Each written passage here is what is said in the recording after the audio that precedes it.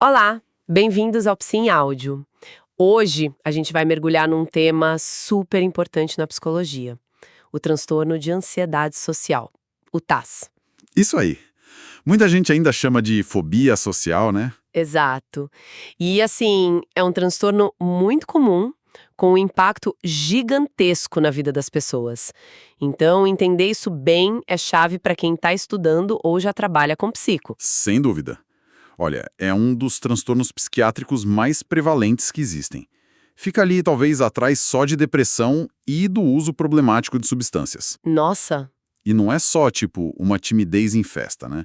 É algo que realmente prejudica os estudos, o trabalho, os relacionamentos. A qualidade de vida da pessoa fica bem abalada. totalmente. E a nossa ideia aqui hoje é justamente desdobrar isso, olhar o que as fontes, o que a literatura traz de mais relevante, o que é o TAS, quem ele afeta, como ele aparece. E, claro, como a gente pode ajudar, né? Vamos focar nas principais linhas de tratamento: os medicamentos e a terapia cognitivo-comportamental, a famosa TCC. Perfeito. Então, bora começar essa exploração. Para início de conversa, o que exatamente define o transtorno de ansiedade social? Bom, a definição central é um medo ou uma ansiedade muito acentuado, sabe? Que surgem em situações sociais específicas. Que tipo de situações? Aquelas onde a pessoa sente que pode ser de alguma forma avaliada pelos outros.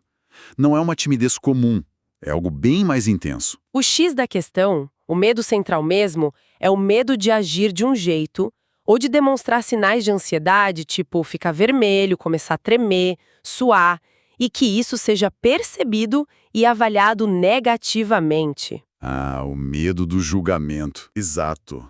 O pavor é de passar vergonha, de ser humilhado, rejeitado, ou até sem querer ofender alguém por causa do próprio nervosismo, da própria ansiedade. E exemplos de situações que disparam isso, o que costuma ser gatilho? Ah, são várias. Desde interações sociais básicas, como puxar assunto, manter uma conversa, Que já pode ser um desafio enorme. com certeza. Até coisas como ser observado fazendo algo, tipo comer, beber em público, ou até escrever na frente de outras pessoas. E claro, as situações de desempenho são clássicas, né? Falar em público, apresentar um trabalho. Sim, essas são bem conhecidas. E o que acontece? A pessoa geralmente evita essas situações o máximo que pode. Ou então, ela até enfrenta mais, nossa, com um nível de ansiedade, de sofrimento que é gigante. E para ser diagnóstico, isso tem que ser persistente, né? Não é algo pontual. Exatamente, o critério temporal é importante. Esse padrão de medo, ansiedade e evitação tem que durar pelo menos 6 meses. E vale lembrar da mudança no DSM-5, Ah, sim. que mudou o nome de fobia social para transtorno de ansiedade social e criou aquele especificador somente de desempenho. Que é para diferenciar quem só tem essa ansiedade em situações de performance, certo? Isso, diferente de quem tem ansiedade em interações sociais mais amplas. O especificador generalizado que existia antes foi retirado. Falando agora do impacto. Além do sofrimento individual, que já é enorme, isso traz prejuízos bem concretos, né? Muito. Afeta demais a vida social, claro, mas também a vida acadêmica, profissional. É um fator limitante em muitas áreas. E tem a questão do risco aumentado para outros problemas, né? Sim, isso é sério. Quem tem TAS tem um risco maior de desenvolver transtornos de humor, como a depressão, e também transtornos por uso de substâncias, os TUS. A pessoa acaba usando álcool ou outras coisas para tentar lidar com a ansiedade, a tal da automedicação. Exatamente. É uma tentativa de alívio, mas que pode virar outro problema grave. E sobre a prevalência. Quem tem TAS? A gente falou que é comum, mas quão comum?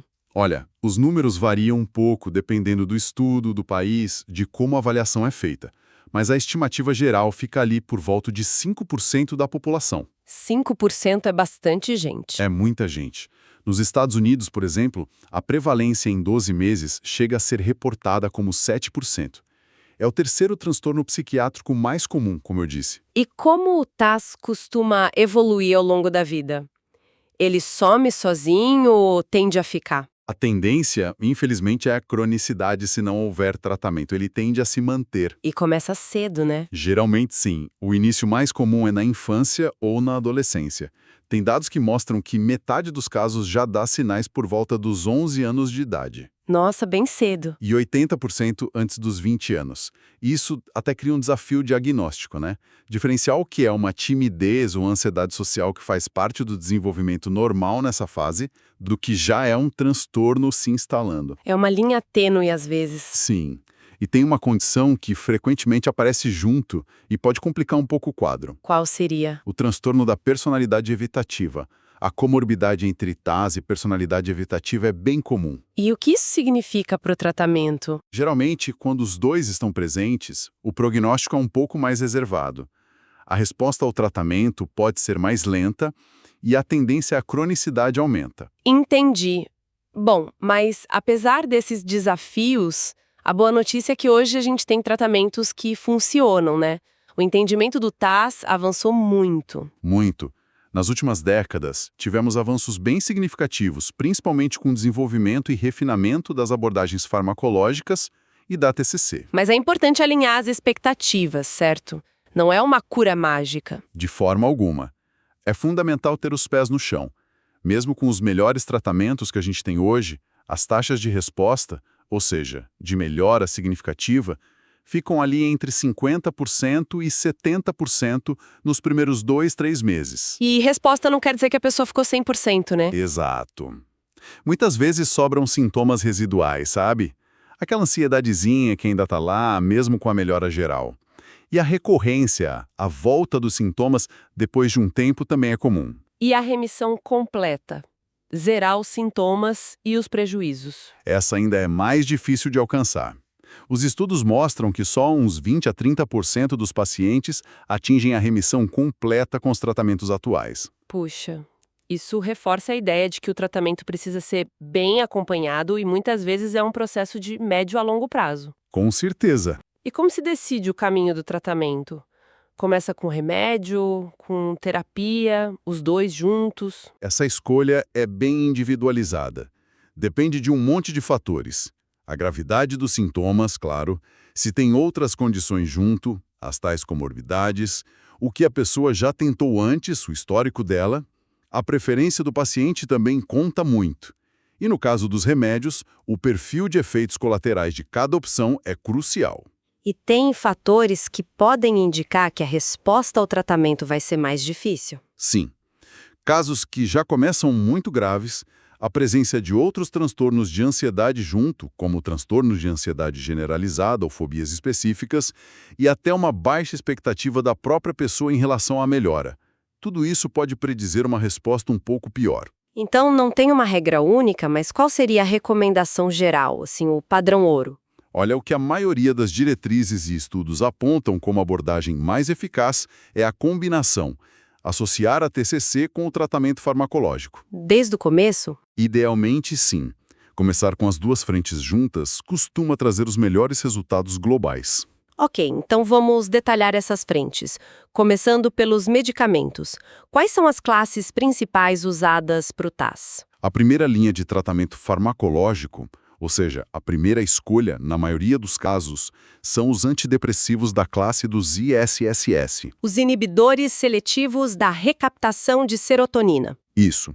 E também um da classe dos ISSNs, que mexe na serotonina e na noradrenalina, a venlafaxina. Esses são os que têm mais estudos, melhor perfil de segurança e eficácia comprovada para o TAS. E fora esses, tem outras opções? Tem sim. Existem outras classes com evidência, mas que geralmente não são a primeira escolha. Por exemplo, os IMAUs, que são antidepressivos mais antigos. Inibidores da monoamina oxidase. Exato. E os benzodiazepínicos, os famosos calmantes. Mas esses têm desvantagens, como mais efeitos colaterais ou risco de dependência, por isso ficam para depois. E como funciona a lógica do tratamento na prática? Tem um tipo de algoritmo, um passo a passo que os médicos costumam seguir? Tem sim, um fluxo geral. Normalmente, o passo 1 é iniciar com o ISRS ou com a venlafaxina. Certo. Aí espera-se umas 4 semanas para avaliar a resposta inicial. Se a melhora não foi suficiente, o passo 2 é aumentar a dose, otimizar a dose daquela medicação. E se mesmo assim não funcionar bem? Se depois de umas 12 semanas, mais ou menos, com a dose otimizada, a resposta ainda for parcial ou inexistente, aí vem o passo 3. Ou troca a medicação. Por outra da mesma classe ou de uma classe diferente. Isso, trocar por outro ISRS ou pela venlafaxina, se não foi usada, ou até por um IMAL, por exemplo.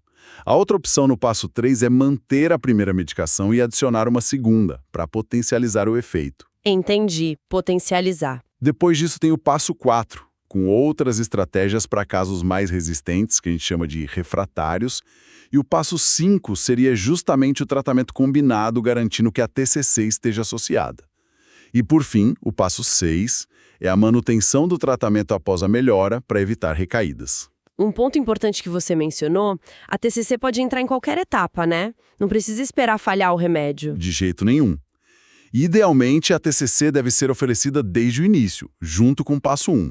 Ela pode ser adicionada em qualquer momento do processo. Ótimo. Falando especificamente desses de primeira linha, ISRS e venlafaxina, o que a gente sabe da eficácia deles para o TAS? Eles são comprovadamente eficazes, ajudam a reduzir a ansiedade social, melhoram o funcionamento global da pessoa, podem tratar comorbidades como depressão e são importantes na prevenção de recaídas. Quais ISRS especificamente mostraram bons resultados? Vários deles: escitalopram, fluvoxamina, paroxetina, sertralina. Esses, junto com a venlafaxina, são inclusive aprovados pelo FDA lá nos Estados Unidos especificamente para TAS. O citalopram tem menos evidência específica para TAS, e a fluoxetina tem resultados um pouco controversos nos estudos.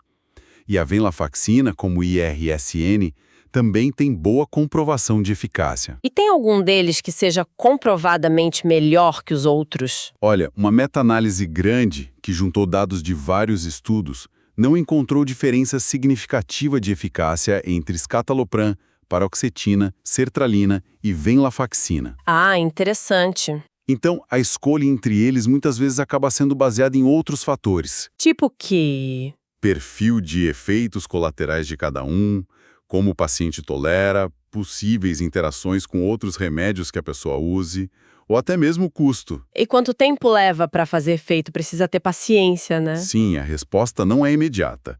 Geralmente leva de 4 a 12 semanas para a gente ver um efeito mais claro, mais consolidado. Por isso é importante não desistir logo no começo.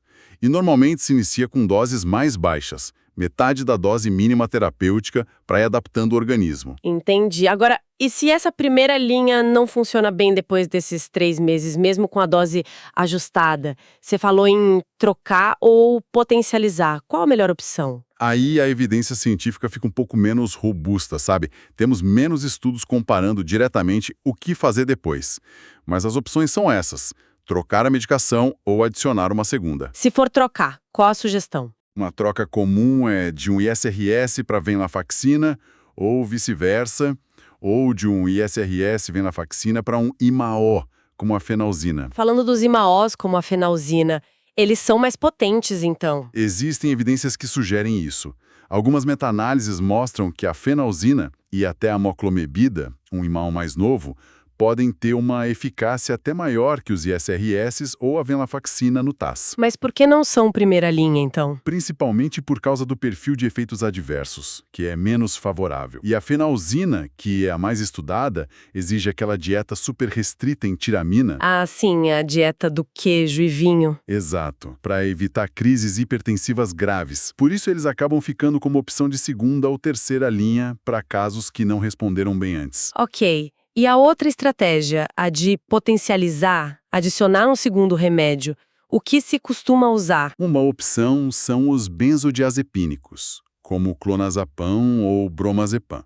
Eles são eficazes para reduzir a ansiedade rapidamente. Mas tem o risco de dependência, né? Exatamente. Por isso, não são ideais como primeira linha ou para uso prolongado. Mas podem ter seu papel. Por exemplo, usar junto com o ISRS ou venlafaxina bem no comecinho do tratamento, por umas 2 a 4 semanas, para dar um alívio mais rápido enquanto o antidepressivo não faz efeito pleno. Ou então em casos mais resistentes, como potencializador, mas sempre com cautela e com um plano de retirada lenta e gradual. E além dos BZDs, tem outra opção para potencializar. Sim, uma que ganhou bastante evidência nos últimos anos é a pregabalina. Um anticonvulsivante. Isso é um análogo do GABA, um neurotransmissor inibitório calmante. Estudos mostraram que a pregabalina, especialmente em doses mais altas, acima de 600 mg por dia, é eficaz no TAS e pode ser usada para potencializar os antidepressivos. Interessante. E para aqueles casos bem difíceis, os refratários, que já tentaram várias dessas coisas e não melhoraram o suficiente, o que resta? Bom, aí as opções ficam mais limitadas e com menos evidência robusta. Às vezes, se tentou usar antipsicóticos atípicos em doses baixas como adjuvantes. Tipo risperidona, olanzapina, quetiapina. Isso. Mas faltam estudos grandes e bem controlados que justifiquem o uso rotineiro deles no TAS. Ficam reservados para situações de falha de múltiplas outras estratégias. E outros anticonvulsivantes, como gabapentina, topiramato. Também foram testados em estudos menores, mas com resultados mistos ou pouco convincentes. Não são considerados padrão. Nabidiol, CBD, tem mostrado resultados preliminares promissores, inclusive em pesquisa brasileira, mas ainda precisa de mais estudos. A ocitocina intranasal também teve alguns estudos, um deles mostrando que reduzia a reatividade da amígdala, uma área do cérebro ligada ao medo, mas ainda não é um tratamento estabelecido. E entendi. Muita coisa em pesquisa ainda. E depois que a pessoa melhora, atinge a remissão, que você definiu como ficar bem por pelo menos 3 meses, certo? Isso, geralmente medido por escalas como a LSAS, Leibowitz Social Anxiety Scale. O tratamento para aí. Não, de jeito nenhum. A recomendação padrão é manter a medicação que funcionou, na mesma dose que levou à remissão, por pelo menos 6 a 12 meses depois de atingir a remissão. Ah, então é um período de manutenção. Exatamente. Para consolidar a melhora e principalmente reduzir o risco de recaída, que é alto no TAS se o tratamento for interrompido precocemente. E em alguns casos, precisa manter por mais tempo. Sim. Pessoas que ainda têm sintomas residuais, que têm comorbidades graves, que já tiveram várias recaídas antes, que tiveram um início muito precoce do TAS ou que têm um transtorno de personalidade junto. Nesses casos, muitas vezes é necessário um tratamento de manutenção mais prolongado, às vezes por anos. E o papel da TCC nessa fase de manutenção? Fundamental. A TCC é excelente para ajudar a manter os ganhos a longo prazo.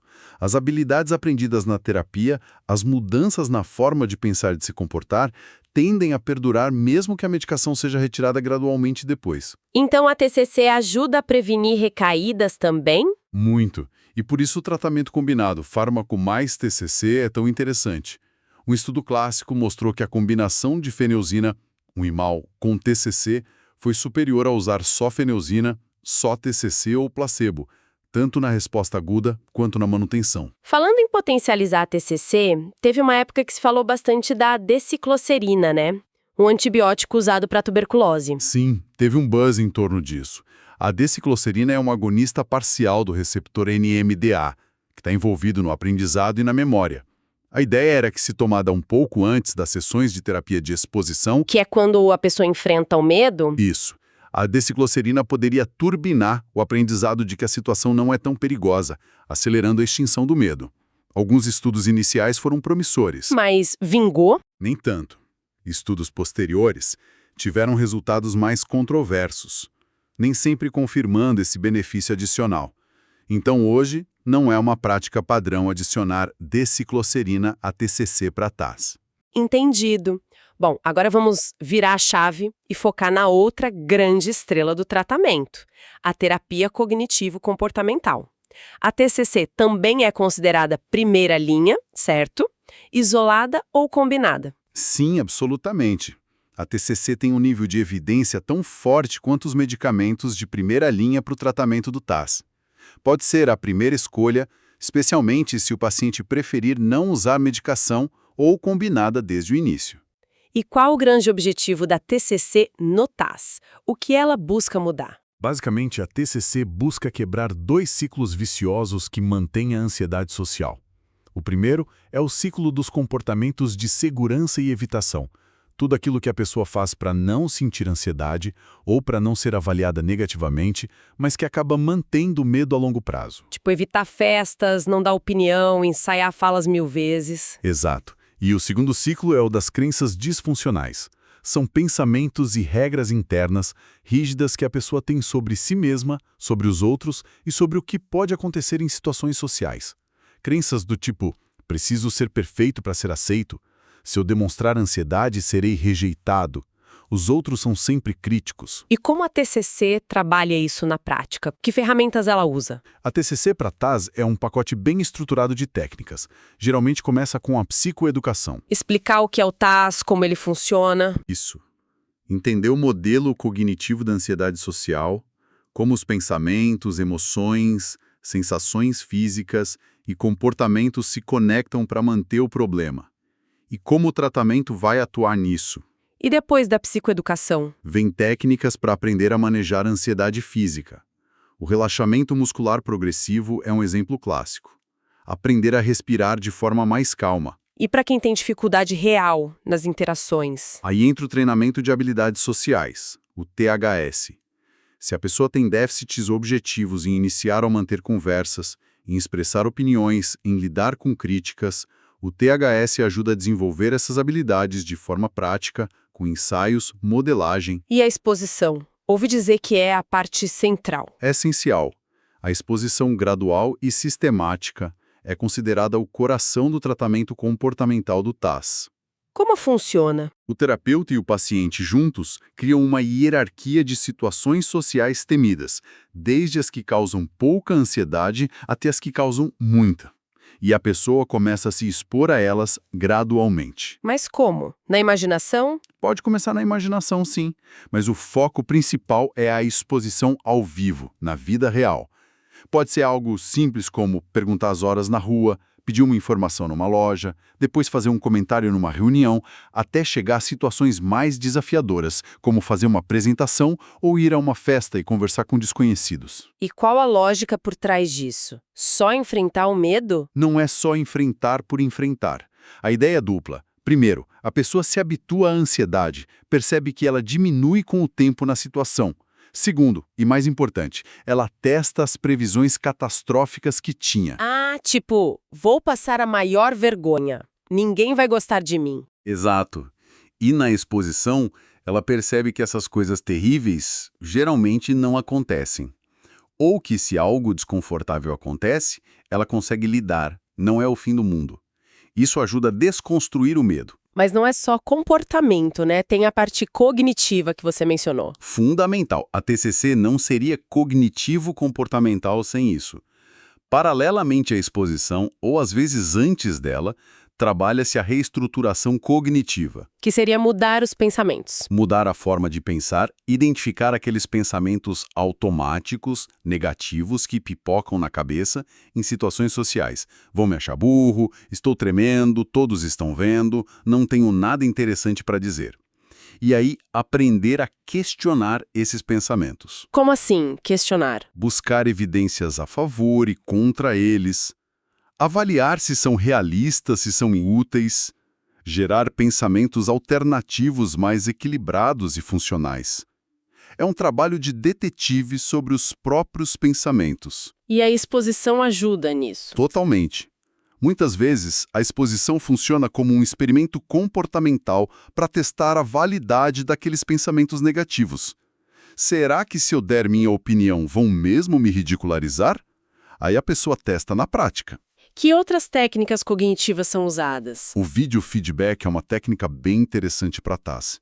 Filmar a pessoa durante uma interação social simulada ou real. Nossa, deve dar uma agonia. No começo, sim, mas depois assistir ao vídeo junto com o terapeuta ajuda a pessoa a ter uma visão mais objetiva do próprio desempenho. Geralmente, as pessoas com TAS se avaliam muito mais negativamente do que realmente foram.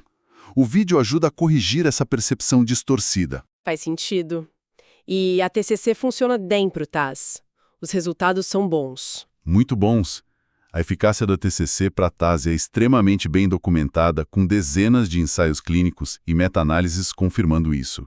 O que ela melhora concretamente? Reduz significativamente os níveis de ansiedade social, os comportamentos de evitação, o medo de avaliação negativa, melhora o funcionamento social, ocupacional, a qualidade de vida e também costuma melhorar sintomas de depressão que frequentemente vêm junto com o TAS. Pode ser feita em grupo também? Sim, a TCC em grupo é uma modalidade muito comum e eficaz para TAS.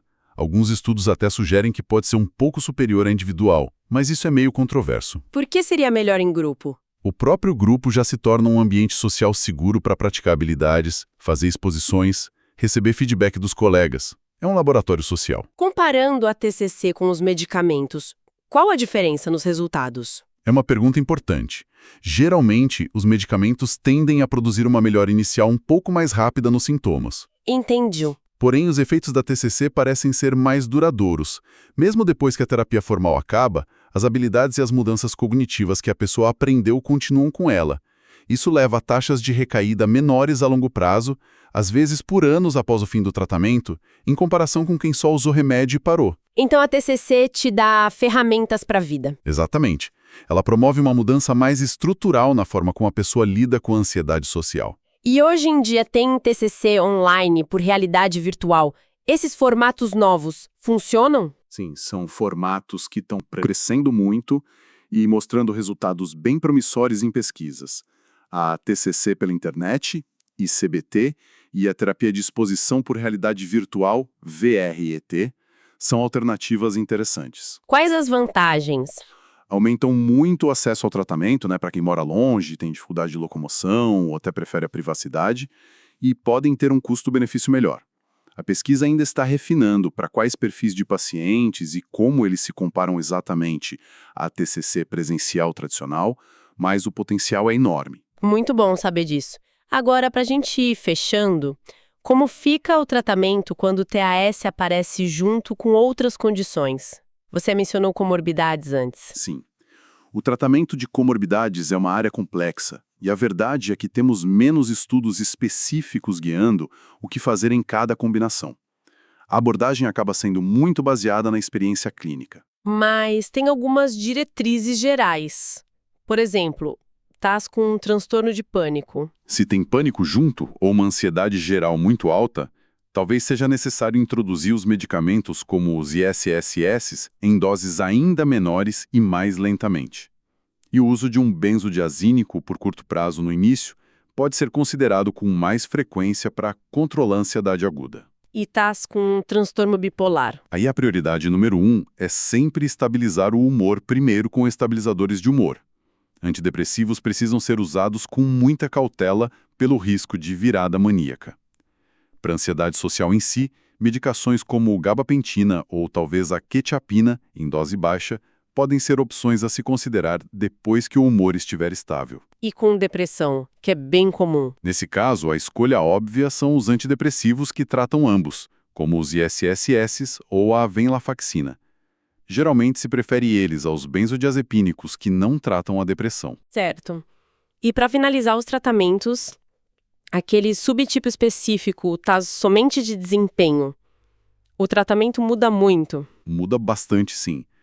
Para esse tipo, onde a ansiedade é restrita a situações como falar em público ou performar, a primeira linha de tratamento farmacológico não costuma ser antidepressivo de uso contínuo. E o que se usa, então? A estratégia mais comum e eficaz são os beta-blocadores. Tipo propranolol, atenolol? Exatamente. Eles são tomados de forma pontual, uns 20 a 30 minutos antes da situação de desempenho. E comerizagem? Eles não mexem diretamente na emoção, na ansiedade central.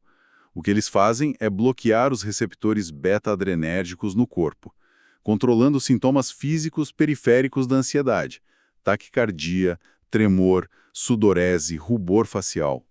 Ah, então a pessoa fica menos atrapalhada pelos sintomas físicos. Isso ajuda a pessoa a conseguir performar sem que o corpo entregue o nervosismo. Mas é importante saber que o uso crônico de beta-bloqueadores não é recomendado e pode até causar depressão em algumas pessoas. É para uso pontual mesmo. E se o beta-bloqueador não for suficiente ou não puder ser usado? benzodiazepínicos de ação curta, também usados pontualmente antes da situação, podem ser uma segunda escolha, mas tem que ter muito cuidado para não causar sedação ou sonolência, o que atrapalharia o desempenho. Alguns autores também sugerem ISRS como a paroxetina como alternativa. E a TCC para esse subtipo? Fundamental. Mesmo no tipo somente de desempenho, a base do tratamento ainda é a TCC, com foco principal na técnica de exposição gradual e repetida à situação de performance temida. Isso ajuda a pessoa a dessensibilizar o medo na raiz. Ufa, quanta informação importante! Acho que conseguimos cobrir bastante coisa sobre o TAS, né? É realmente impressionante como algo que afeta tanta gente pode ser tão incapacitante. Exato. Não dá para minimizar o sofrimento que o TAS causa. Limita a vida social, profissional, acadêmica. É muito real. Mas a mensagem-chave que precisa ficar é: existem tratamentos eficazes. Sim. Os ISRS e a venlafaxina como medicamentos de primeira linha e a terapia cognitivo-comportamental são os pilares, ambos com muita evidência científica por trás. E como a gente viu, a combinação das duas estratégias, se possível desde o início, parece oferecer a abordagem mais robusta e com melhores chances de sucesso para a maioria das pessoas. Perfeito. Então, só para recapitular rapidinho, a gente viu que o TAS é esse medo marcante de ser avaliado negativamente em situações sociais, que é bem prevalente e traz muitos prejuízos. Discutimos as opções de tratamento com remédios, com ISRS e venlafaxina na frente, e o que fazer se eles não funcionarem.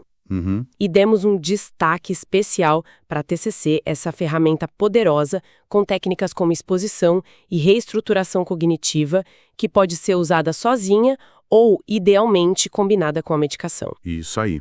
E fica, quem sabe, uma provocação final para a nossa audiência pensar.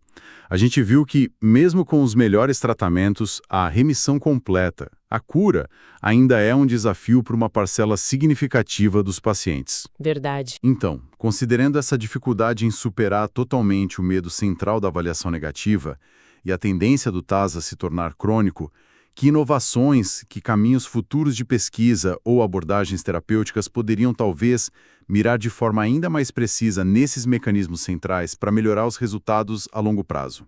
Excelente ponto para reflexão. Fica aí a pergunta no ar. E se você que nos ouve quer continuar explorando temas essenciais como este no universo da psicologia, com análises aprofundadas e baseadas em evidências, não deixe de seguir o nosso canal, o Psi em Áudio. Foi ótimo discutir esse tema tão relevante hoje. Prazer foi nosso. Até a próxima!